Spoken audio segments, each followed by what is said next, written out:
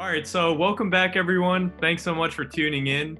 In today's video, I'm super excited to introduce Aditya Devendra.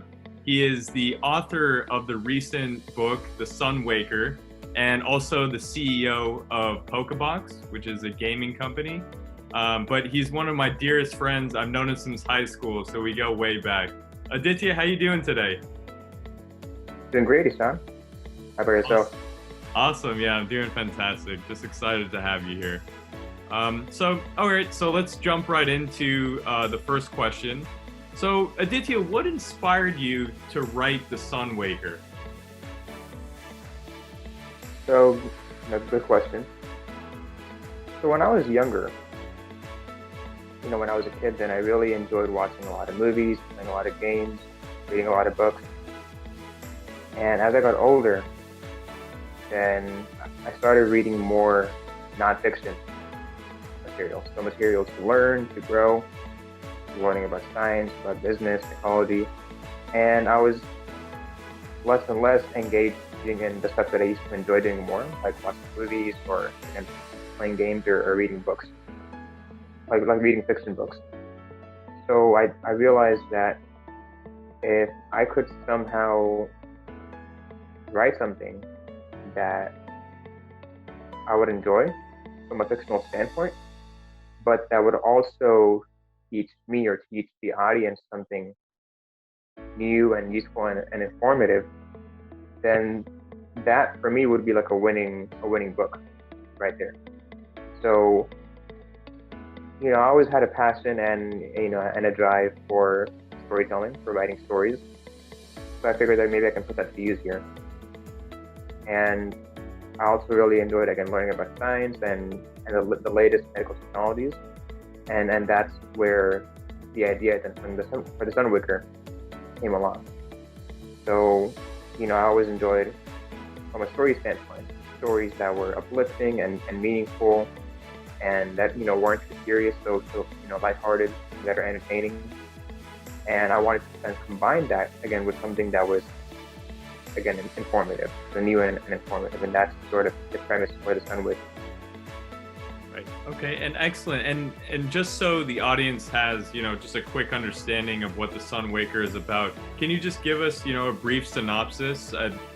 Basically, we know that, it merges storytelling with science and learning about, diseases and preventative measures through there. But can you just give us a quick synopsis as to what it's all about? Yeah, so you can think of it like a cross between Forrest Gump and a TED Talk on the latest medical innovations. So it's about three people, three main characters, and how they're using some solution, whether it's technology in medicine or some solution like a lifestyle habit, to cure a disease. So three people with diseases, life-threatening diseases. So one of them has cancer, one of them has sickle cell anemia, and one of them has heart disease. And it covers how they're using, again, some solution like in medicine to live and overcome their disease. But like in the process, so it's not just about science, it's not just about medicine, it's about these people. So what makes stories interesting and what makes them engaging is that they're about the different characters and their different weaknesses, their different strengths, their personalities, their characteristics, and how that all interact. How these characters interact with one another over the course of the entire story. Right. Okay. Excellent. And, going forward with that, like, what was your approach to merging storytelling with science? Because we know, I know you're an incredible writer and you have, a lot of background in science. So how did you approach that, just merging the two together? Mm-hmm. Yes, so as I mentioned, I kind of grew up watching a lot of movies, reading a lot of stories, and a lot of what I enjoyed watching are like, for instance, Pixar movies or DreamWorks movies, or for instance, even in India, you have Bollywood movies. So again, what I really enjoyed about those is that the focus is very much on the story and the characters, within those stories. And one thing that I noticed, especially in Bollywood movies, is that a lot of times they're very simple stories. So like maybe about something romantic or a family drama. And a lot of times you won't find a whole lot of sci-fi movies in India, or like a lot of fantasy movies in India. So for them, I believe the focus is very much on the people, the characters within the story, and the people and their dynamics. And I believe that even though we have sci-fi movies and fantasy movies in, for example, Western society, like in the US, there's still a strong preference for movies and stories that center around the people, the characters. And a very good example that I can give is Harry Potter. So it's fantasy and Hogwarts and all that, but at the end of the day, it's about very relatable characters, very relatable people. They go to school, they have fights, they have bullies, they have family drama, romance. So a whole mix of things that ordinary people go through in their day-to-day life. But here, J.K. Rowling is immersing it in a very, again, fantasy-like world. And I believe that was a very strong component of what made the world of Harry Potter feel so realistic. That it wasn't just about the dragons and the unicorns and the centaurs and all that, but it was about the people and their struggles throughout all the seven books or 8 movies. Right. And I know as a friend of yours, I know you love watching Bollywood movies and, other types of films and so forth. So if you could tell the audience, what is one movie, out of all the years, like throughout your life, what is one movie that really stuck out to you and really, spoke to you and impacted your storytelling? Good question. There's one movie in India that, it's actually pretty old. So it's from 1975, but it's one of those movies that's just a classic, and it's I would say one of the most popular movies in India. So if you're familiar with, for example, Amitabh Bachchan, so he's one of the main characters in that movie, and the movie's name is Sholay. Mm-hmm. So, oh wow, yeah, it's a classic. Okay, so have you seen it? Yeah, of course, yeah. Yeah. So one thing that I really liked about the movie and that I felt they did really, really well was that all the characters in that movie were very memorable. Like all the characters, almost all the characters. So even the characters that came in for like 5 minutes. You watch that movie and 50 years later you still remember. And there's like even today, there are people I meet who can quote the dialogues of these very minor characters. So it's not just the major characters who are very memorable and have very defined personalities, but even the very minor. So it's like each person in that movie has their place, whether it's to provide, context for romance or for action or for comedy or for tragedy. So that's another thing about the movie that they do really well. They have a little bit of everything. Like it's again, romance, comedy, action, drama, tragedy. So like in India, actually, there's a term for this kind of movie, which is called the masala movie. So like, because in India you have like a lot of spices, masala, so you combine them together to create a nice dish. So I believe that Sholay was, claimed to be one of the very first masala movies in India, where they combine all these different elements together to create a very entertaining package. No, that makes a lot of sense, and I've seen that, your stories, and you've written like many short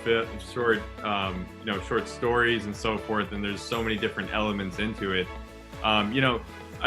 In your process of when you're trying to formulate these ideas, is there like a methodology to it, or like I know you usually keep a side journal where you're jotting down ideas, or like how does that creative process work for you? Because I know everyone has their different sort of creative times, and like sometimes people like working at night in the day, or certain journals or so forth. What is your methodology of doing that? So I would say for myself, during the ideation stage, So when he does, hasn't got the ideas, what to write, what to research, all of that, taking it very slow and steady. Right. So because a lot of that is where the creative process happens. Right. So not forcing it, taking your time with it, just letting it, take its pace, and slowly, the story gets fleshed out. So for instance, one of the very first stories in my book, in the Sun Waker. So, of course, there's a story to it, but there's also a goal to teach the audience about what it's like to live with cancer, or to be related to someone who is living with cancer. Along with, I was talking about a new technology that is relatively recent and that medical professionals are exploring to potentially cure cancer in the coming years. So I had a goal to teach the audience about, again, cancer and this technology. And I realized that if I just write about these two things, then it's going to be a very boring story. So that's where I sort of wrapped the story and the elements and the characters and the plot and the setting around this topic, so cancer and in this case, the technology. So I did a lot of research first on the technologies and, of course, on the disease.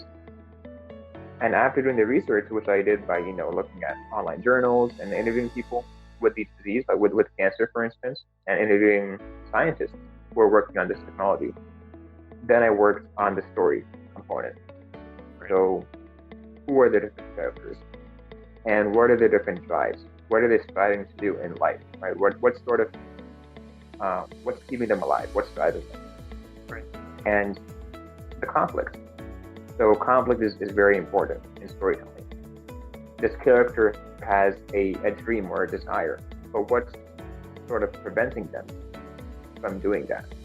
And is that maybe a good thing or a bad thing? So having this story all around, for example, the protagonist and their goal and the conflict experience.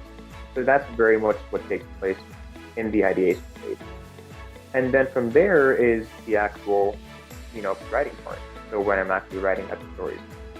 So that, for this book, and I've only written one book. So for this book, it was, I guess you would use the word sprint.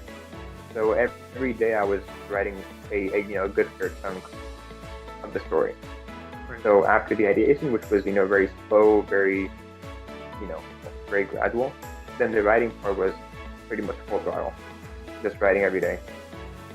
And little by little, the story and, again, all the words became fleshed out. Right. Okay, perfect.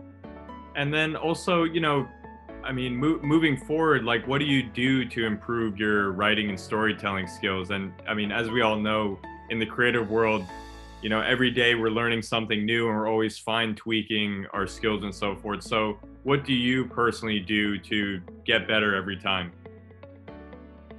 So I would say that one thing that's worked really well for me and that I actually enjoy doing is looking at the works that I very much enjoy and then seeing what is it that I enjoy about those works, right? And then analyzing, for instance, what they might have done to achieve that. So maybe they, for example, one author might have done, one thing in her story, maybe as part of her writing style that I really enjoyed. So for instance, I mentioned that in Harry Potter, J.K. Rowling manages to make all her characters feel very alive, feel very much as if they're, living, breathing people. And he's done that much, much better than many of the other writers and authors that I've seen. So I decided to investigate it. Right. What is it that makes, Rowling's characters feel so alive? How does she do it? And then distilling those observations into principles that I can then use in my book. And, very quickly, just to give you a second example, in Bollywood, there's a director who's very, I would say, well-known. And, he's directed 5 films, and each of those 5 films has become a major blockbuster. So this guy is, you've heard of him, Rajkumar Rani. Mm-hmm. And one thing that he does really well is that not only does he make his movies entertaining, but he also imbibes a social issue and a social message in his movies, which, from what I've seen in Bollywood movies, that's pretty new. Like, you don't see many people who make movies like this. And he's one of the very few he does it. And he's also one of the most successful directors in Bollywood.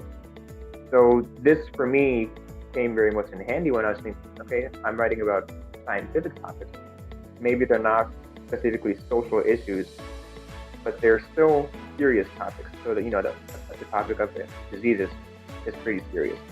Right. The topic of technology is pretty serious. So he was taking serious topics, like, for instance, corruption. And he was able to weave them into a story, into a narrative that had romance, that had humor, that had a little bit of, comedy, humor, a little bit of tragedy, some action. So, like, he made it very, very entertaining, right, adding on to what he already had. So, again, observing what he did, observing how he did it, understanding the process he used, distilling that into principles, then I could use it towards the Sunwaker. Right. Okay. Excellent. And I know for this, for the Sunwaker, you went through a bit of a publication process. So to those individuals viewing that, are interested in writing and publishing and so forth, what would be the best advice to give them in regards to that whole publication process? Because, we know, once we have the content, that's great, but obviously the distribution and the publishing side always, that's potentially a challenging move, like moving forward. So what would be your advice in regards to that? So I would say for myself, I was pretty fortunate in that the company that I was working with, so they're called New Degree Press. So they're pretty good in the sense that they're what's called a hybrid company, a hybrid publishing company. So provided that I could raise the money to print out the initial copies, they would give me all my rights over the book. So, like, I think it's called royalties in the publishing world. And they also helped out a lot in the process of writing the book, in the process of getting the book up on Amazon and on different sites for publishing. And they also helped out during my campaign last year in November on Indiegogo, when I was raising the funds to get the book published. So they helped out in each one of these different processes every step of the way. So it helped a lot being able to have that. So, for example, in January and February of this year, when I was rewriting a lot of my book and revising it, I had the help of a very nice editor who was able to assist me and give me feedback and give me suggestions and advice on what I was writing, whether it was on the right track, whether it had the desired emotional effect. So having, for example, a second pair of eyes always helps. So I would say that, for example, I would recommend the publisher that I worked with, New Degree Press. And beyond that, I would just say, like, for any writer, get as many of the right people to read your work, read what you're writing as it's being written, because having that feedback can definitely prevent a lot of errors that you might end up having to make later on down the road. So, like this, very quick example. Because I was writing on the subject of diseases and technologies, there were certain instances in my book where I had a lot of inaccuracies, like a lot of, I misrepresented certain pieces of information, or maybe I hadn't done my research well enough. So the editor had been able to catch that. And, again, she also provided her own insights, like maybe, for example, you might want to research this part more, or, maybe this part, I feel like you did the research here, but you might want to better communicate it so that the audience can understand it. So stuff like that, having learned about that up front helped me a lot, because I didn't have to, like, write the entire thing and then change it all again later on down the road. Right. No, that's fantastic advice. You know, constructive feedback in any, I mean, in any creative field is always crucial to, you know, just any creative project. But no, and that's fantastic. But Aditya, what are some of your plans, you know, moving forward in the future? Like, do you have any new short stories in the works or so forth? What are your plans in regards to that? So I definitely want to keep doing storytelling. And one thing that I've realized about myself is that I don't feel like I have to be limited to just writing Right. stories. For example, someday I want to make a film, a movie. And as you know, like every film has a story part of it. So that's something that very much appeals to me, and I want to keep up with that later on down the road. And another thing that I'm currently working on is a video game. So after working on the Sunwaker, on the book, I'm looking to focus more of my time now on this game, which again, a lot of what's going into this game is a lot of storytelling. And I'm the one who's working and leading the storytelling aspect of the game. Right.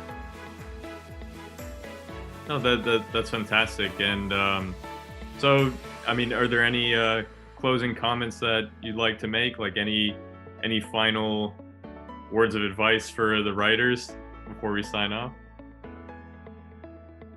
Yeah, I mean, I would just say like read as much as you can, and then also understand why you like certain things or you don't like certain things in what you read or what you watch. Because understanding that will then help you to, for example, use whatever they did in your own writing. So if there's a writer that you really enjoy and that you like their work a lot, by understanding how it is that they had some certain emotional effect on you, now you can use that in your own writing. So beyond that, I would say like that's the biggest piece of advice I can give. And yeah. Awesome. Well, Aditya, thank you so much for this. This is awesome. It's always a pleasure to see you, and it's a pleasure that, thank you so much for taking the time to be on the show. And for anyone viewing, please feel free to check out Aditya's new book, The Sunwaker. I'll definitely leave the link in the comments below, but please feel free to check it out and purchase it. There's fantastic stories in it, and we'll definitely be seeing Aditya in the future with new stories and so forth. So thank you all so much for tuning in. I wish you all a wonderful day.